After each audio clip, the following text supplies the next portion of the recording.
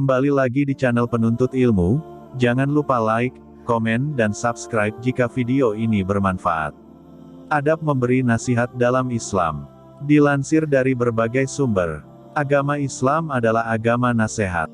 Semua sendi dalam agama Islam adalah nasihat. Dan setiap kita dalam agama ini, akan senantiasa menasehati dan dinasehati. Pada dasarnya memang setiap orang berhak memberi nasihat.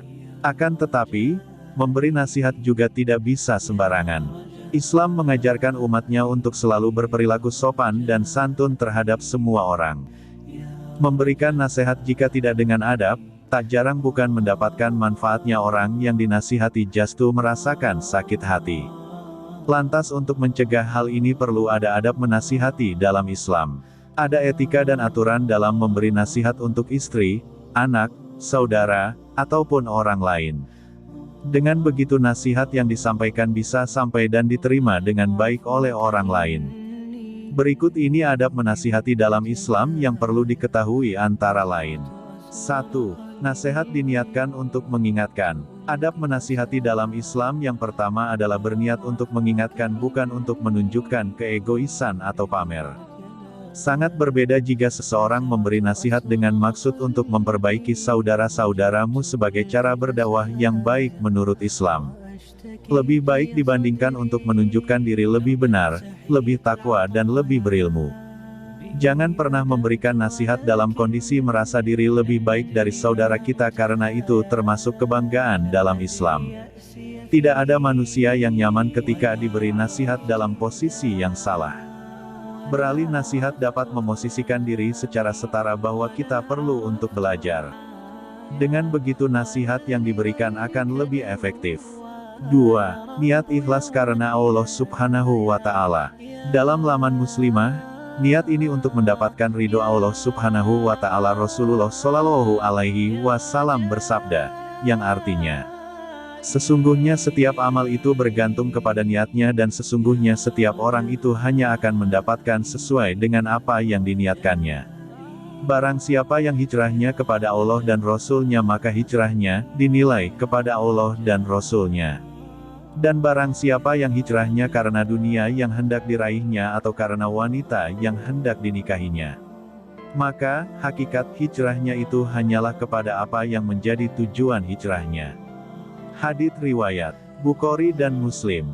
3. Menggunakan lembut, bahasa sopan dan tidak kasar.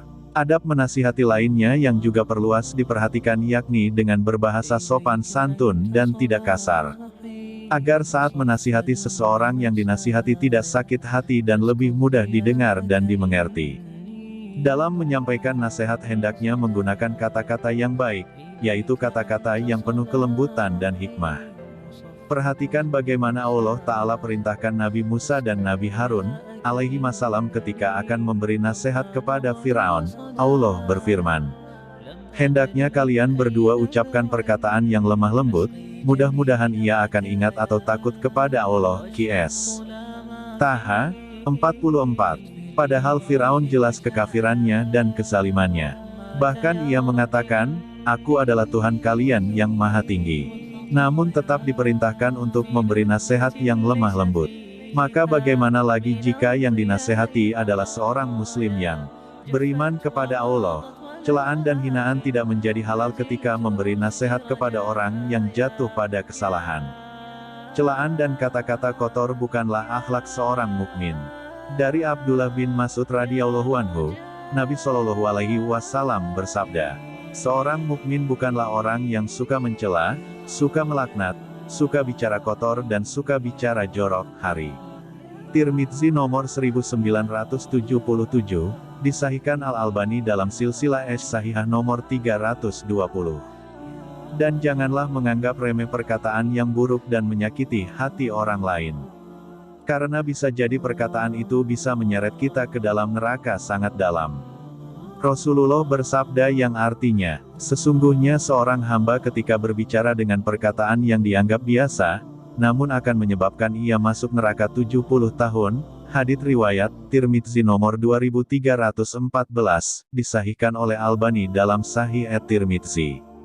Meneriaki, memaki, merendahkan, atau memaksa tidak termasuk adab menasihati dalam Islam.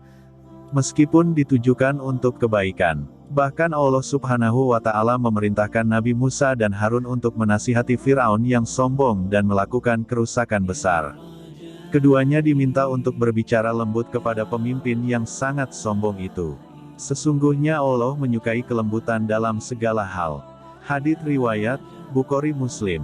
4. Tabayun, cross-check kebenaran beritanya. Hendaknya ketika memberikan nasihat kepada orang lain, tidak bertopang pada kabar yang tidak jelas dan simpang siur. Karena kabar yang tidak jelas atau simpang siur, bukanlah ilmu dan bukanlah informasi sama sekali. Orang yang menyampaikannya disebut orang yang melakukan kebodohan. Allah Ta'ala berfirman dalam QS Al-Hujurat 6. Wahai orang-orang yang beriman, jika ada seorang fasik datang kepada kalian dengan membawa suatu berita penting, maka tabayunlah, telitilah dulu. Agar jangan sampai kalian menimpakan suatu bahaya pada suatu kaum atas dasar kebodohan, kemudian akhirnya kalian menjadi menyesal atas perlakuan kalian. QS Al-Hujurat 6. Maka hendaknya cek dan recheck, klarifikasi dan konfirmasi, sebelum beranjak untuk memberikan nasihat. Itulah adab dalam memberikan nasihat yang harus kita lakukan. Orang yang mempercayai dan menyampaikan semua yang ia dengar tanpa cek dan recheck, klarifikasi dan konfirmasi, maka ia seorang pendosa.